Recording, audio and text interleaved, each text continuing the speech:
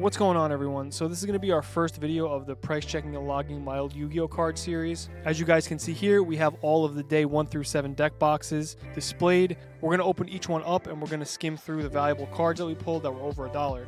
I'm also going to be explaining some of the changes that I made throughout the series. Starting with the size of the deck box, I decided to upgrade the capacity of the deck boxes from the light brown ones, which were holding around 100 cards, to these blue ones here that hold around 150. I feel like the sessions before were a little too short, so going forward, I think we're going to stick with the 150 card capacity deck boxes.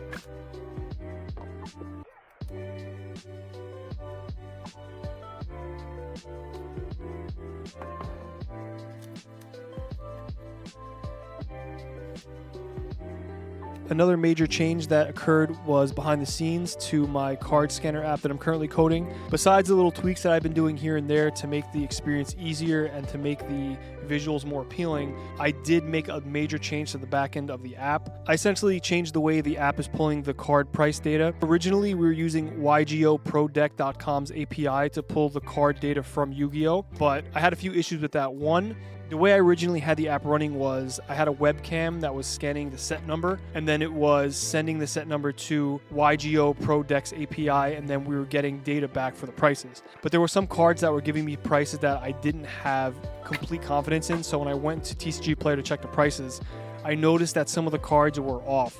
And I couldn't understand why, because it's supposed to be pulling the most current data. The second issue was the way I had the app set up originally, it was just getting the set number and giving me the price back. It wasn't checking any of the rarities. I'm not sure if there was a way to implement that by using the Yugioh Pro Deck API, but I did end up switching the entire system over to using PriceCharting.com, which pulls updated sales data directly from TCG Player and eBay. And I was trying to find an API that would also work with Pokemon, but it seems like most of them charge you, which I was not interested in paying any money for this. So switching over to just doing a simple web search using PriceCharting.com and then prompting me on the links, which are the different rarities of the card. And then when I select the rarity, it just downloads the image if it doesn't exist already, and then it gives me the average of the ungraded sales price of that card. So I implemented that change around day 7 because of what happened on day 6 with the shooting Quasar Dragon issue, and we'll go over that in a second. But what I've noticed from using PriceCharting.com is the prices are way more accurate to what the website's saying compared to what I was getting with the Yugioh Pro Deck API.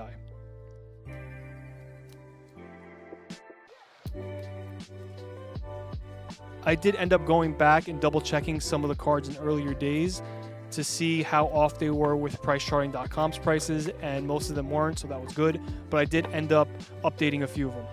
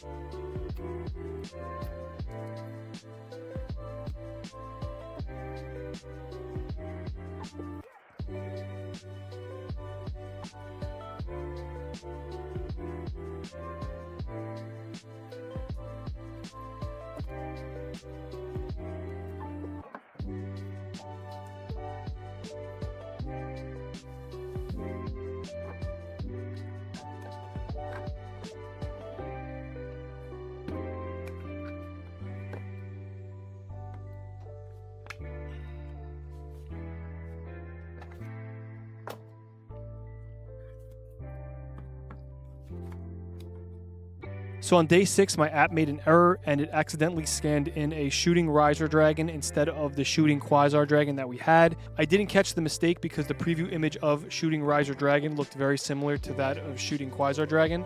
So that unfortunately got through, and I wrongfully put in Abyss Soldier into the card box as the most valuable card scanned up to date instead of the Quasar Dragon, which completely blew it out of the water, coming in at a price of $20.98.